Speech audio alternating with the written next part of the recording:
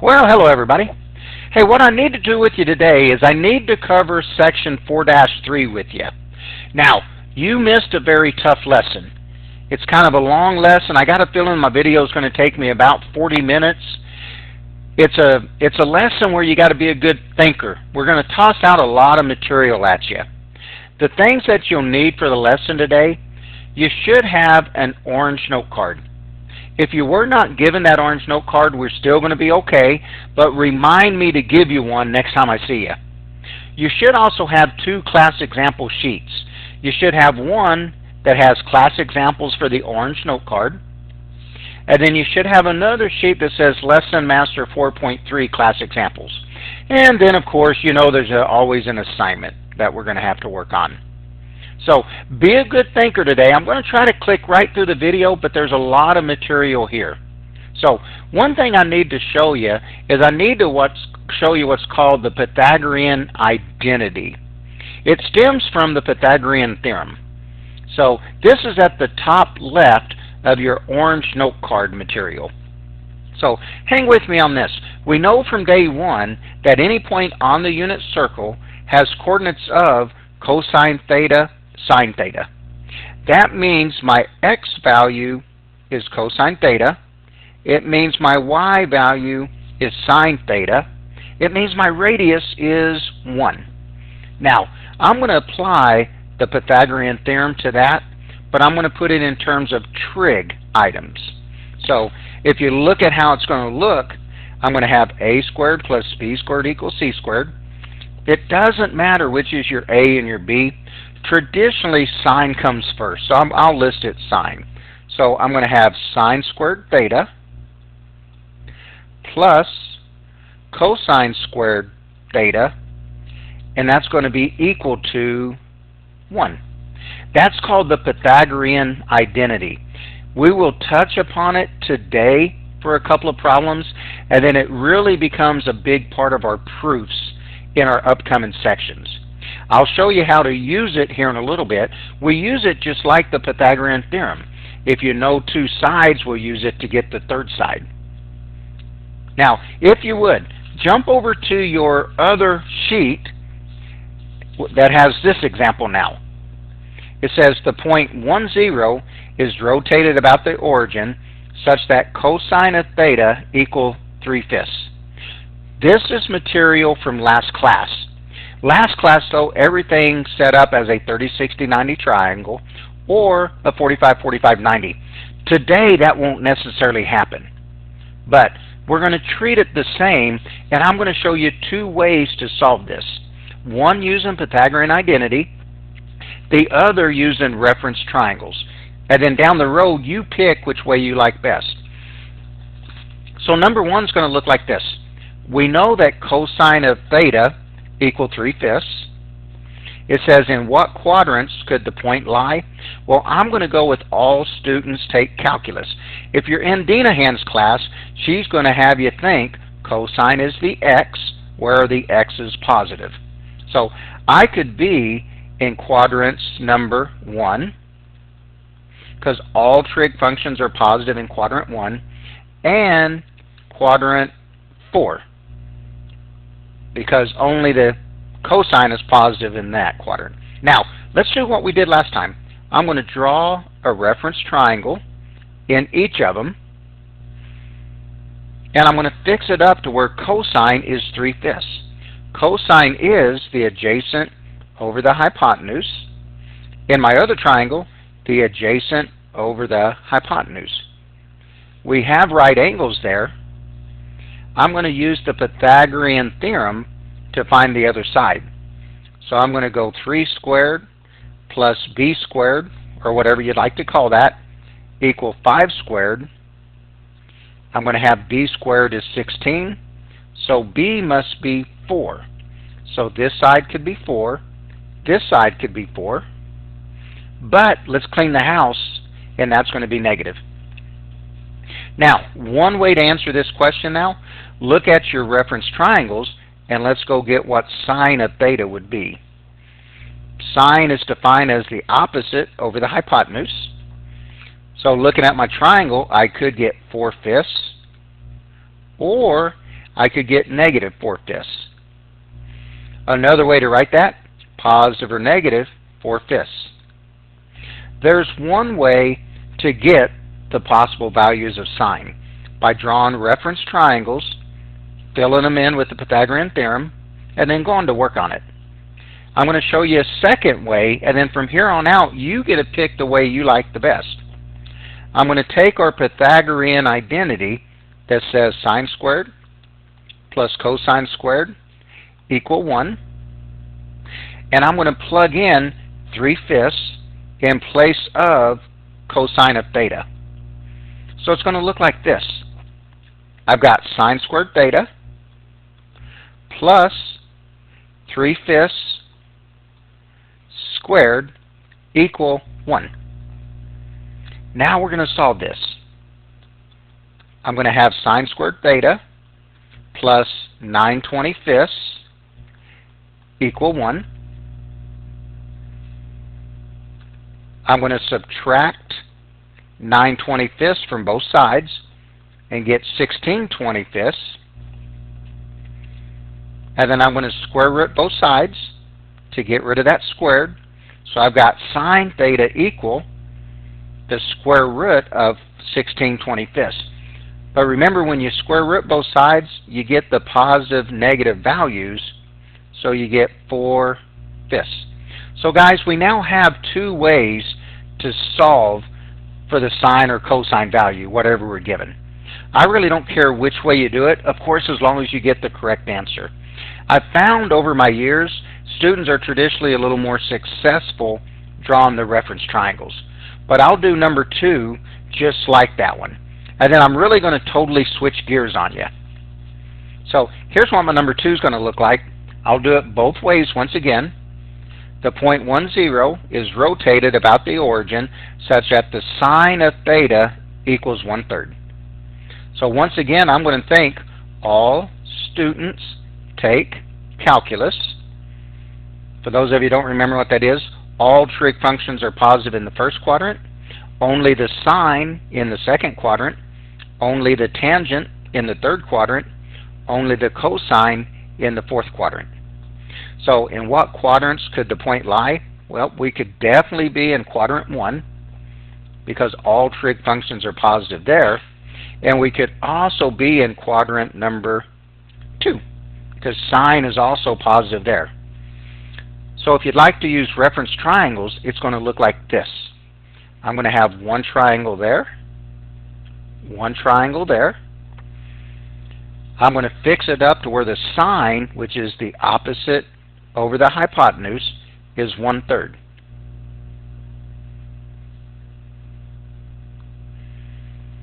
Now, I got to use Pythagorean theorem to get this leftover side. So I'm going to go 1 squared plus b squared equal 3 squared. I'm going to have b squared is 9 minus 1, which is 8. So b must be positive or negative square root of 8. So we're going to reduce that to the square root of 4 times the square root of 2. So I've got 2 radical 2. So this could be negative 2 radical 2. This could be positive 2 radical 2. Now I've got my triangles. Now let's just look at it. The possible values of cosine, well, if I look at this triangle, it's the adjacent over the hypotenuse. So I've got 2 radical 2 over 3. If I look in the other, I've got negative 2 radical 2 over 3. So there's one way using the reference triangles. If you'd like to use the Pythagorean identity, it looks like this. I've got sine squared theta plus cosine squared theta equal 1. I'm going to place 1/3 in place of sine of theta and square it.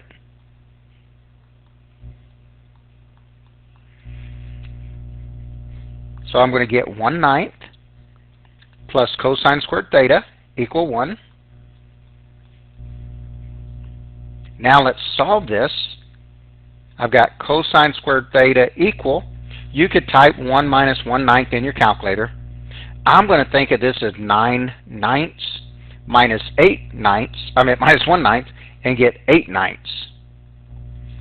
Now to bring this home, cosine of theta is going to be positive or negative square root of 8 over the square root of 9. I still have to reduce the square root of 8 no matter which method I use. So I've got 2 radical 2 over 3. So guys, there I've given you 2 ways to solve for cosine when it's not a 30, 60, 90 or 45, 45, 90 triangle. Now, if you would, come back over to your other sheet, that orange note card sheet. Here's where I got to take you on it. Here's the part where you're going to have to be a thinker. We're going to look at relationships between angles like, and I just picked 30. 30 is one of my favorite degrees to work with because it's easy, so I'm going to pick on 30 today. But there's a special relationship between cosine of 30 degrees and cosine of negative 30 degrees. There's a special relationship between cosine of 30 and cosine of 150. Notice that these are opposites. 30 plus 150 add up to be 180, makes it a supplement. And there's another special relationship between 30 and 210. If you add or subtract 180. Now, our goal is, of course, I got to throw away the degrees and let theta be any degree you want.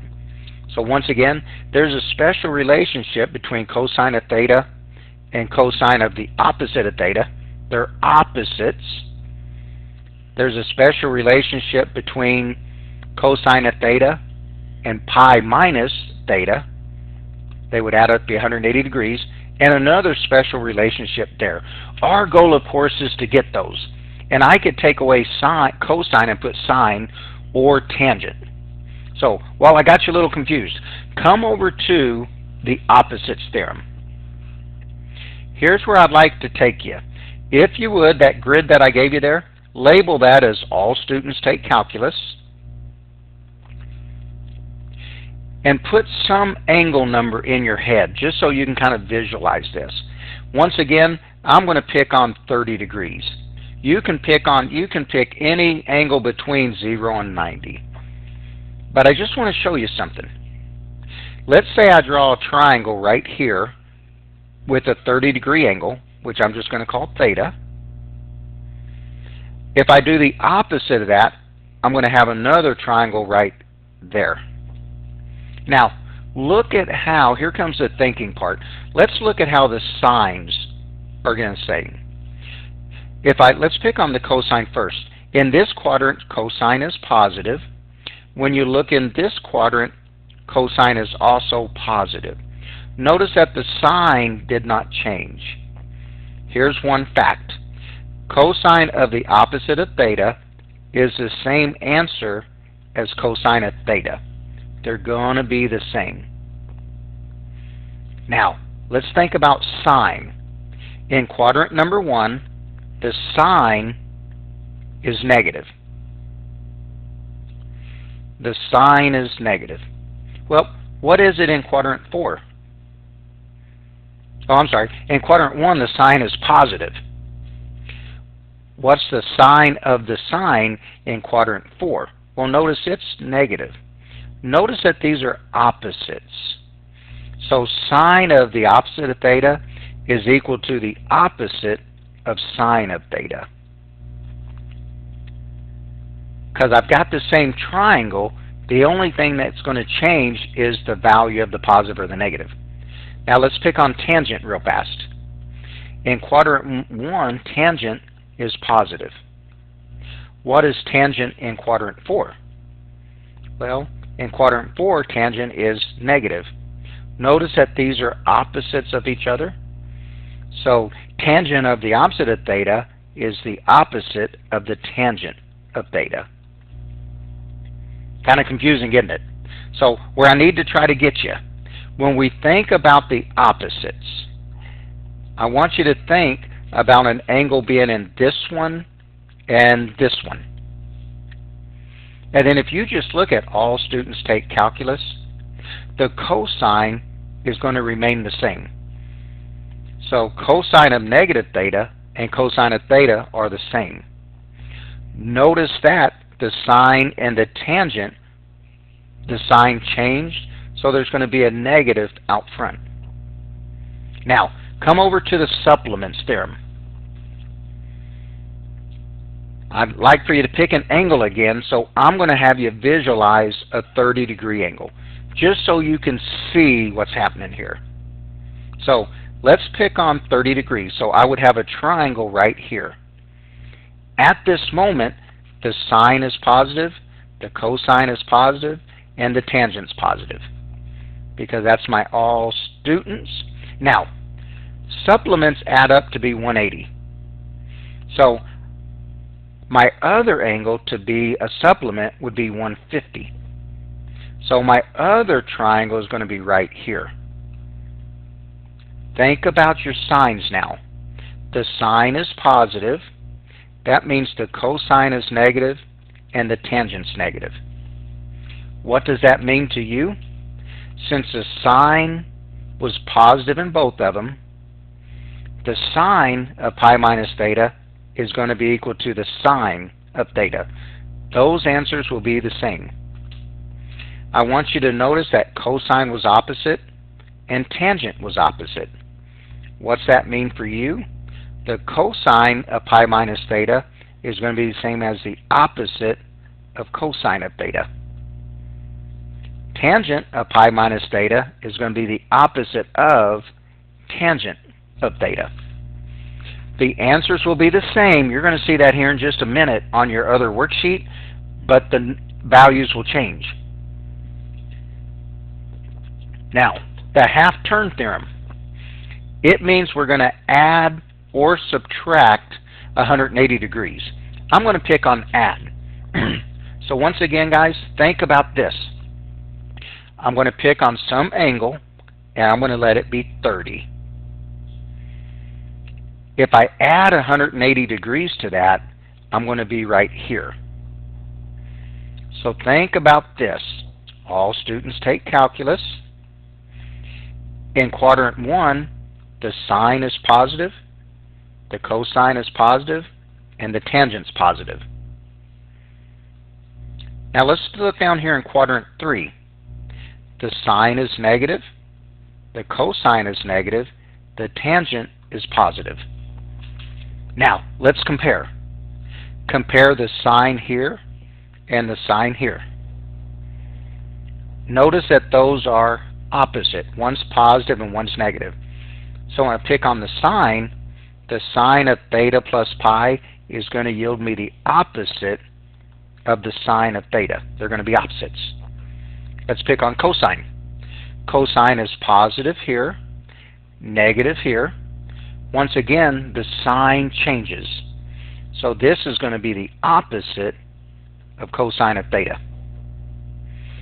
Let's pick on tangent. Tangent's positive here, positive here. So that's going to be positive. Keep hanging with me. Now, I'm going to backtrack a little bit, guys. Your answer will always be either sine, cosine, or tangent of the original. The only thing that's ever going to change is a positive or negative out front. So notice how sine, cosine, and tangent show back up. That's the only thing that's going to change. Now, the last one, then I'm going to switch over to your other sheet. The last one is your what we call the complements theorem. So a couple of ways to think about this, but I'll tell it to you, then I'll show it to you. Cosine of pi halves minus theta, which would be 90 minus theta, it's going to yield me the opposite. So it's going to yield me sine of theta. And this one's going to yield me cosine of theta. The reason why, let's let this angle right here be theta. That means this one is 90 minus theta. And let's go pick on this angle right here. So this side would be the opposite. This side would be the adjacent. This side would be the hypotenuse. So check this out. The sine of pi halves minus theta, which would be the opposite over the adjacent. Well, let's come to the other and see what happens if we do the opposite over the adjacent. Then I would get the cosine value. The opposite and adjacent here would deal with that. If I switch it to the other side, if I go cosine of pi halves minus theta, that would be the adjacent side over the hypotenuse. So now come to this angle and see what you get if you do the adjacent over the hypotenuse.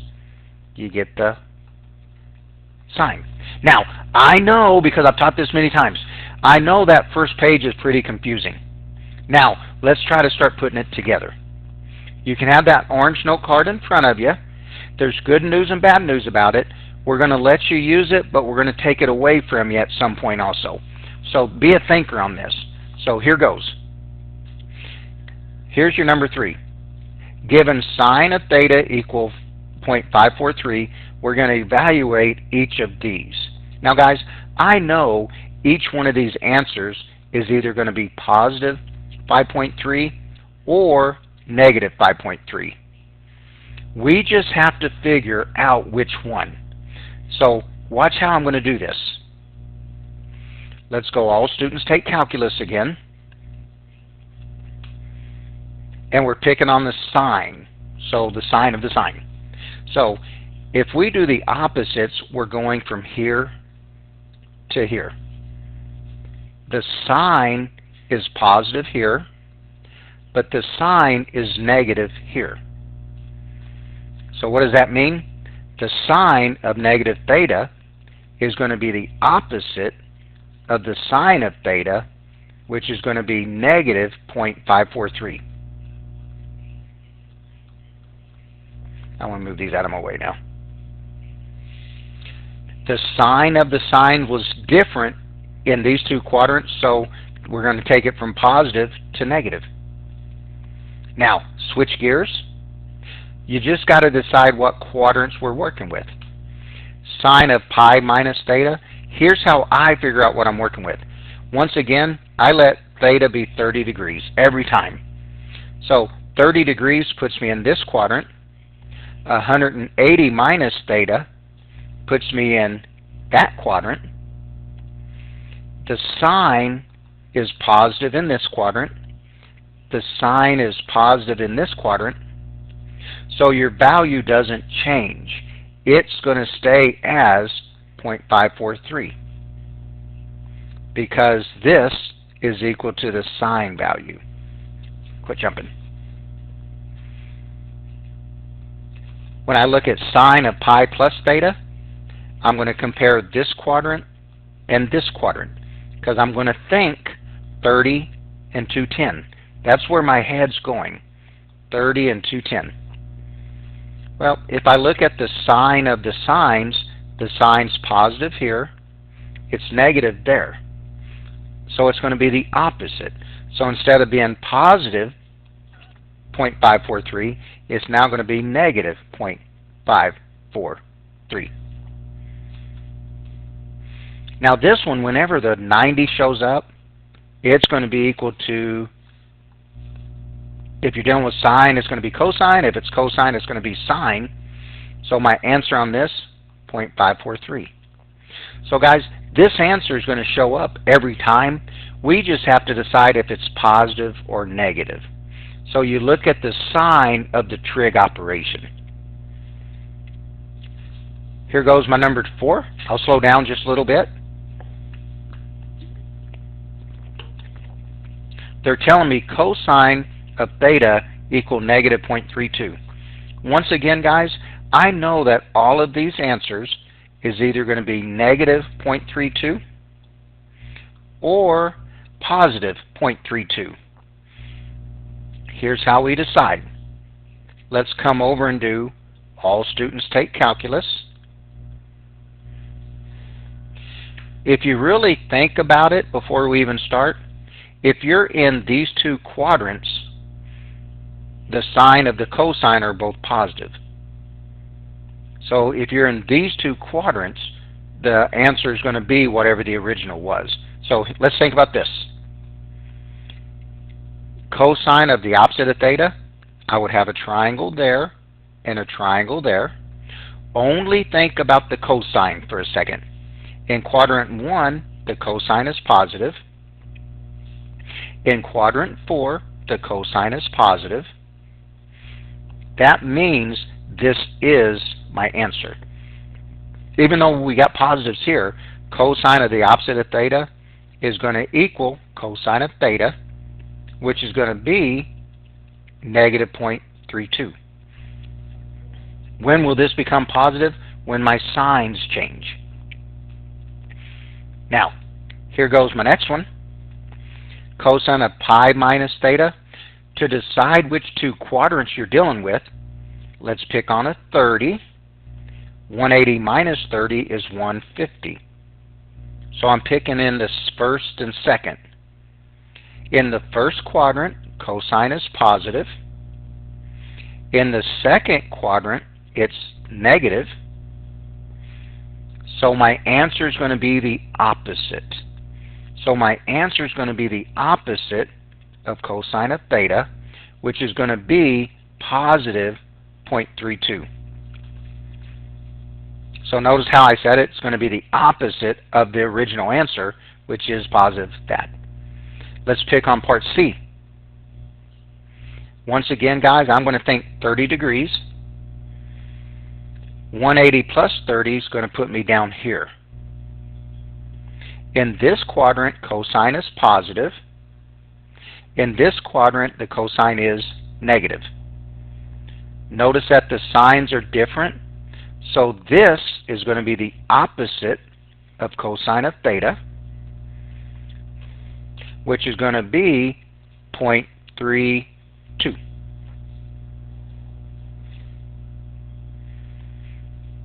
Sine of pi half minus theta is going to be equal to cosine of theta. Notice how I just switched.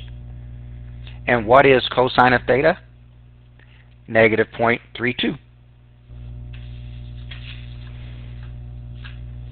So there's that so far.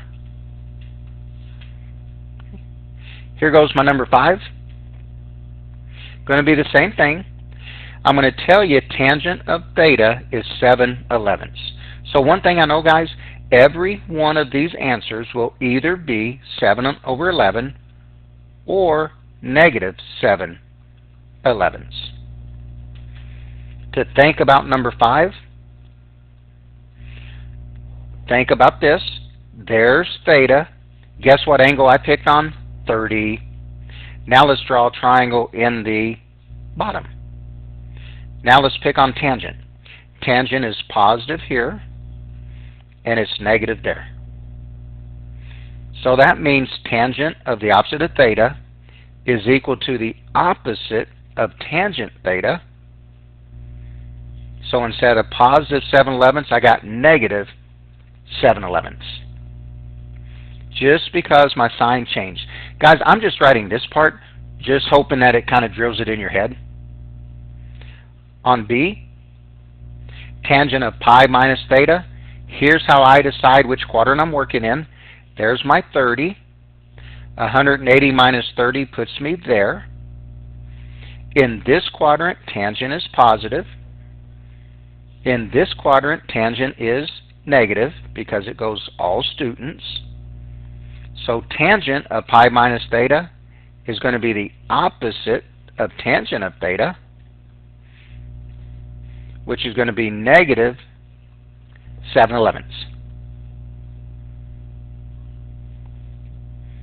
My last one on this one, to decide which quadrants, I'm going to think 30 and 210.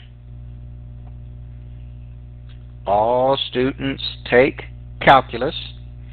In this one, the tangent's positive. In this one, tangent's positive. So tangent of pi plus theta is going to be tangent of theta, which is going to be 7/11. So guys, that's how we think through it. I keep picking on 30 because I think that's your easiest way to see which quadrants we're dealing with. Okay, I'm going to keep plugging along. Here goes my number 6. Suppose cosine of theta equal k, evaluate each of the following. So let's decide what quadrants you're in. Once again, I'm going to pick 30. Pi is 180. 180 minus 30 is 150. So I'm in those two quadrants. All students take calculus. In this quadrant, cosine is positive. In this quadrant, cosine is negative. So what's that mean? It's going to be the opposite of cosine of theta. So it's going to be negative k.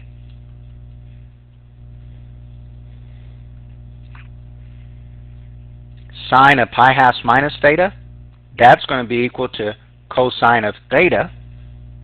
And what is cosine of theta? It is k.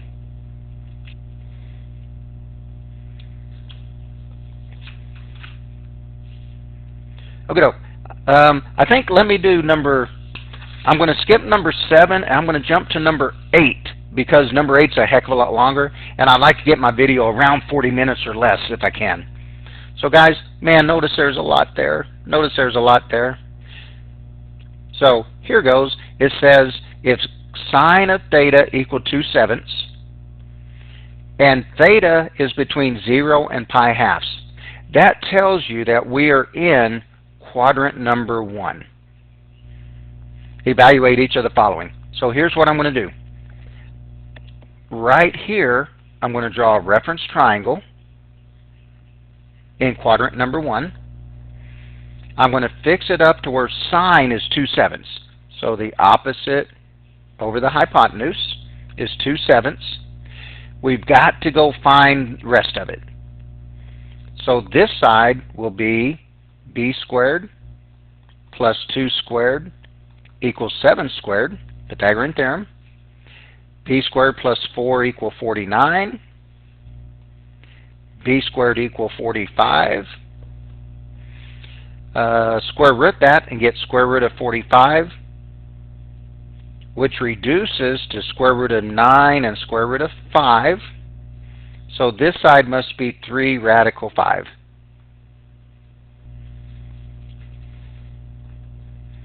Now, let's see if we can answer these 11 questions without spending a ton of time on them.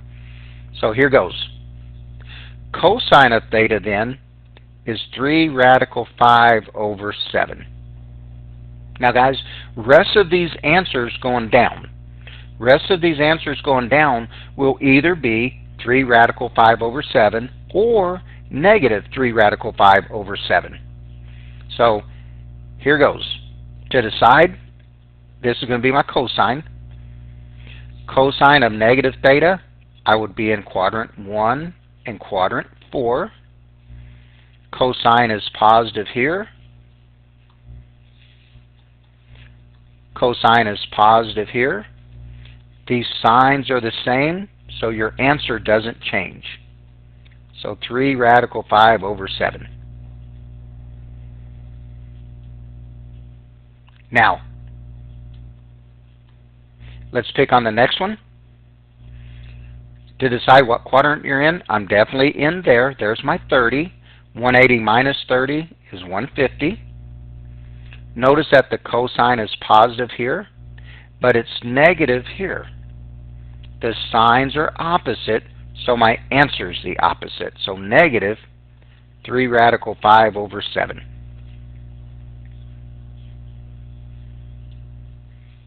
For my I, decide what quadrant you're in. So to do that, I'm going to think 30. 180 plus 30 is 210. So I'm there and there. Cosine is positive here. Cosine is negative here. Notice these are opposites. So my answer is the opposite of that. 3 radical 5 over 7. So I've got that column figured out. Now let's go pick on the tangent. The tangent is the opposite over the adjacent. So I'm going to have 2 over 3 radical 5.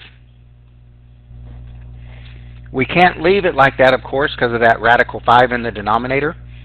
So I'm going to multiply numerator and denominator by radical 5. So I've got 2 radical 5 over 15. Now guys, rest of the answers is either 2 radical 5 over 15 or the opposite. So I'm working down with all the tangents. So here goes. I'm hoping that that quadrant thing's starting to get to you. All students take calculus. The opposites puts me here and here. The tangent is positive here and negative here. So opposite, so I've got negative 2 radical 5 over 15.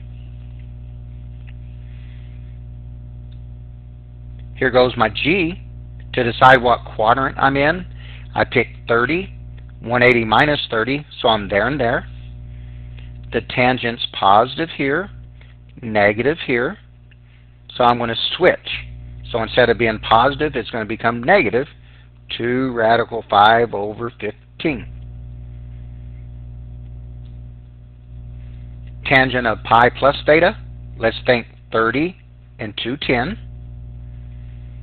Tangent's positive, the answer stays the same.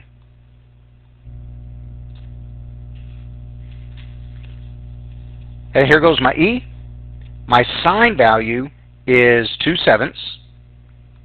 So all of these, you know what I'm going to say, is either 2/7 or negative 2/7. So here goes. Let me get rid of that. So once again, I'm going to think 30. The opposite of that, negative 30. All students take calculus. We're picking on the sine value now. The sine is positive here and negative here. So I need the opposite. So I got negative 2/7. Pi minus theta, 30, 150. The sine is positive here. The sine is positive here. So it stays the same. So it's 2/7. Last one on this one. Pi plus theta, I'm going to think 30 and 210. The sine is positive on this one, but it's negative here, so that means it's the opposite. So I got negative 2/7. So there's the math portion of it, guys. So think about all students take calculus, and we'll go from there. Now, I'm getting close to done. Here comes a couple of proofs. I knew you'd smile on that one. So it says, use theorems about sine, cosines, and tangents to prove the following. Don't shy away from these proofs because we start doing more and more of them. So here goes. I'd like to prove sine of theta, sine of negative theta, equal the sine of pi plus theta. So guys, what I'm going to do is I'm going to rename each side.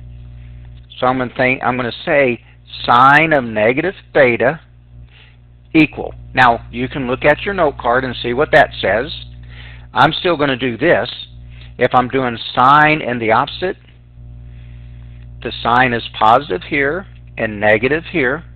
So sine of negative theta must be equal to the opposite of sine of theta. So I've taken care of this side. And why does that work? That's the opposites theorem. Good old proofs. 2. Let's take care of the right-hand side. The sine of pi plus theta equal. So let's think about that. I would be in quadrant 1. 180 plus, I'm going to say 30, is here. Sine is positive here, but negative here. So sine of pi plus theta must also be sine of negative theta. The theorem that I just used, the half turn.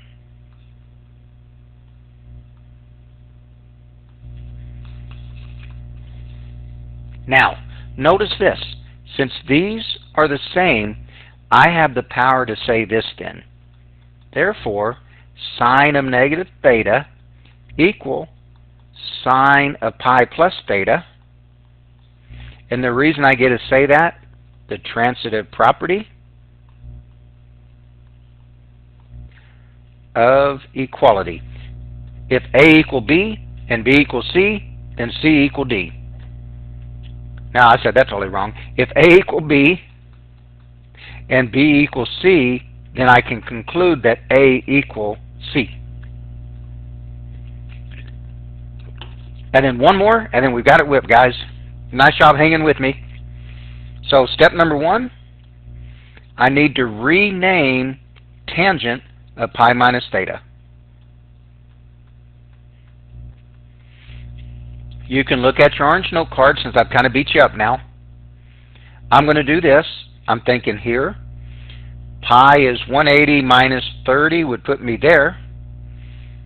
The signs of the tangent are different. So tangent of pi minus theta is equal to the opposite of tangent theta. And the theorem that I just used, the supplements theorem. Now let's pick on the other side. The opposite of tangent of pi plus theta. That's going to be, let's pick on tangent of pi plus theta first. There's my 30.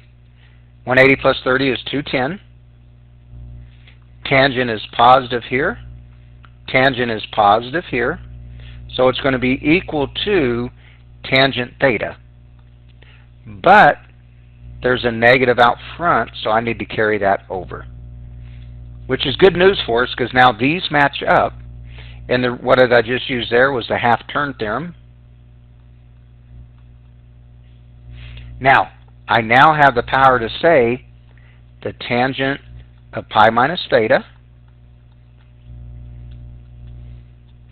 is equal to the opposite of tangent of pi plus theta. Once again, the transitive property.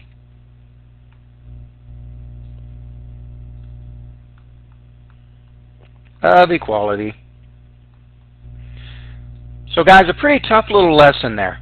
Remember 2 days ago how easy it was, but this one was coming up on us, so it's a pretty tough one. So hopefully you did okay. Use that orange note card, but I'm warning you, there's going to be a class time coming up. We're going to take that away from you and make you think back through it. So I was shooting for 40 minutes on my video. I missed it by about 2.5 to 3 minutes. So good luck, guys. Good luck on the assignment.